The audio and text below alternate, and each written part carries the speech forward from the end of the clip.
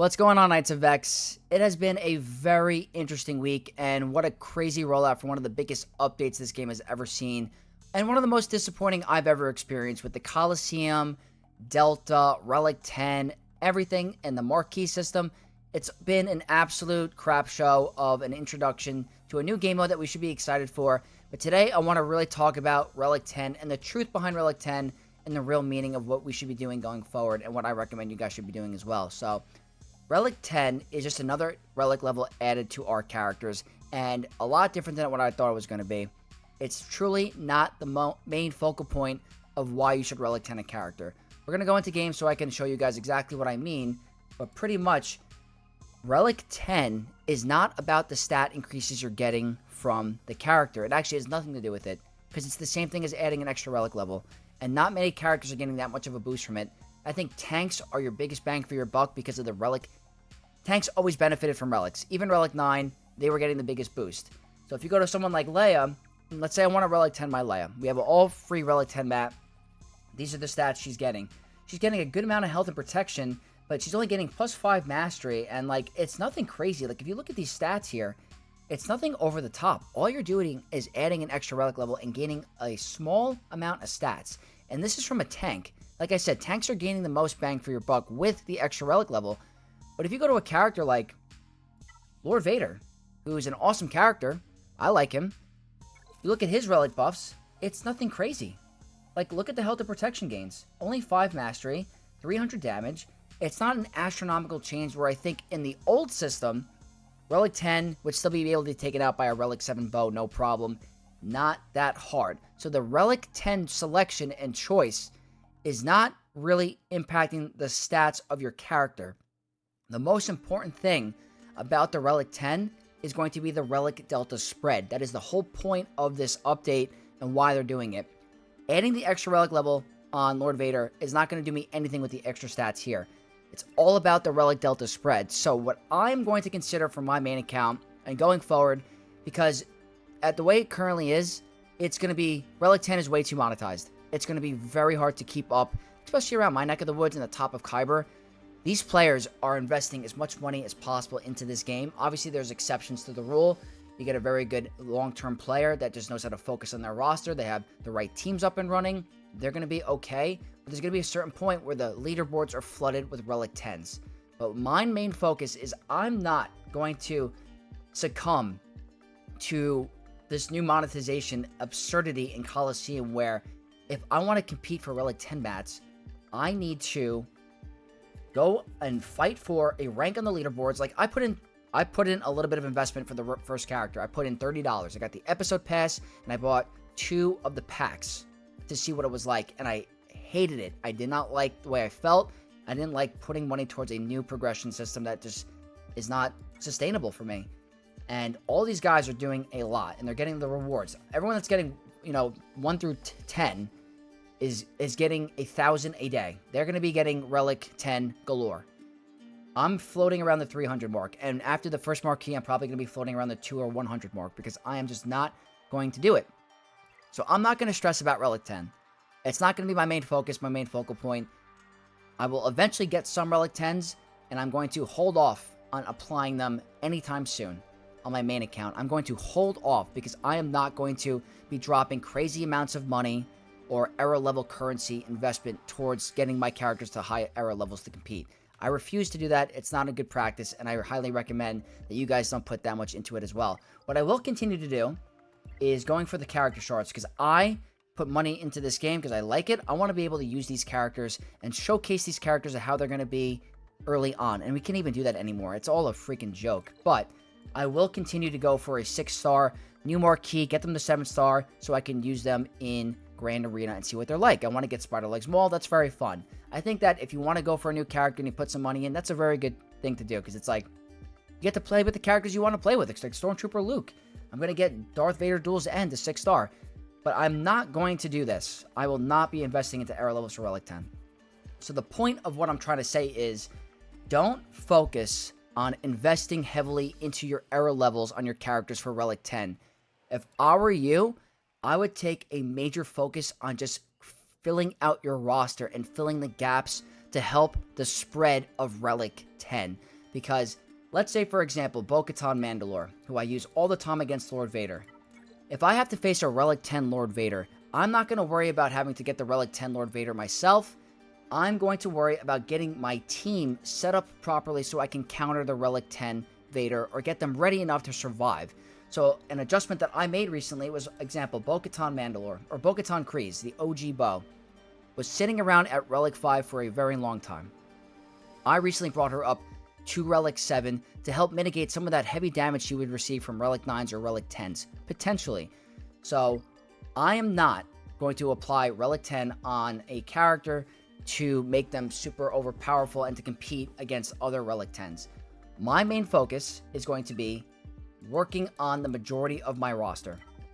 So here, I'm pretty endgame. I've been playing this game for a long time. All my GLs are Relic 10, or Relic 9, sorry. They're all Relic 9, and I intend to keep them there for a long time unless anything drastically changes. But the main thing that I'm going to focus on now is gearing up some of these other characters that might be a little bit too low to compete with the Relic 10s early. So, like, over here, I have a bunch of Relic 7s. I recently took up another character. I finally got my droids up to Relic 7 for Afra. I think taking them all to Relic 7 is going to be good for me. Hermit Yoda might take him to Relic 7 just because of the survivability purpose. I definitely took my Jedi Knight Revan. He's going to be up here a little bit more, I believe. Where's my Revan? We'll just go search for him. I took my Jedi Knight Revan to Relic 7 to help compete with some of the other crazy counters that I might have to deal with. Like over here, you're going to see Relic 7. He was originally at Relic 5. For all this time I've been playing, he's been at Relic 5 because he's fine at Relic 5. He's not needed for damage. He's there for utility. But I'm adjusting my roster properly so that I can continue to perform at the counters that I originally were, like Maz Kanata. If I had to face a Relic 9 Ethano, which I've done before, his AoE was one-shotting Revan prior to Relic Delta. Increasing the Relic levels to 7 will help mitigate the damage against a higher Relic Ethano. So I'm making the adjustments there. But I'm not going to go crazy hard for a Relic 10 character, or Relic 10, all of these different characters to try to compete. So what I'm trying to mostly say in this type of video is do not stress about Relic 10. At the moment, I think what we need to do is hold on to our Relic 10s, or if you did spend it already, that's fine. Go ahead, use your freebie. I would hold off until they're used for a requirement or until they're going to greatly impact a certain matchup like the fleet meta.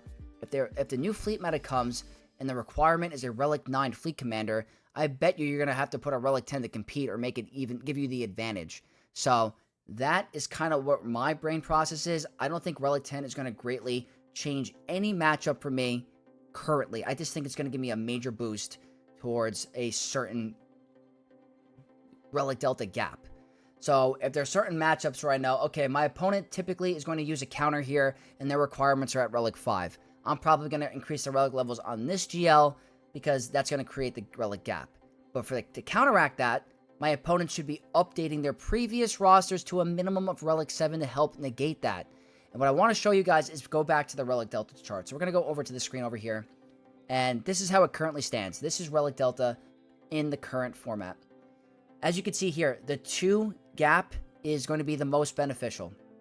So your opponent is not going to have a full Relic 10 team, not anytime soon. It's more than likely going to be a Relic 10 GL.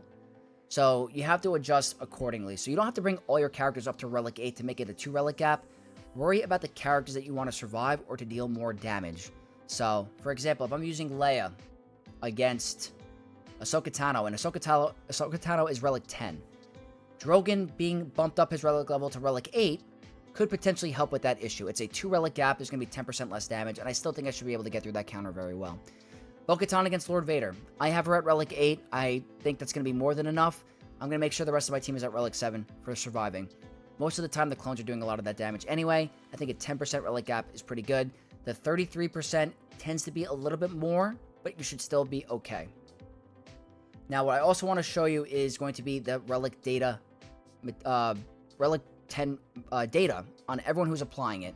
And this is as of 11/22. Right after GAC, it's 4:25 p.m. right before GAC ends, and this is the highest Relic 10 character in the game at the moment, Leia Organa. She's at just below 2,000.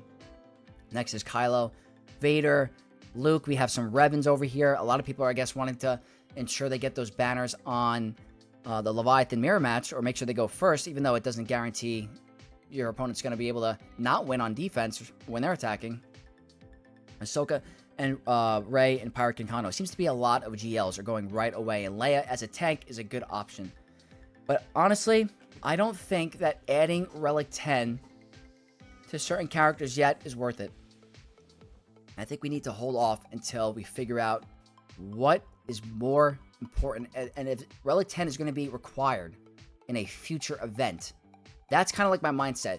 So whatever they were trying to prevent was, they were trying to say we want to stop players from hoarding and holding on to relics because they were only used for requirements. I feel like they have just done the same exact thing. We already know that, this is my tinfoil hat thinking.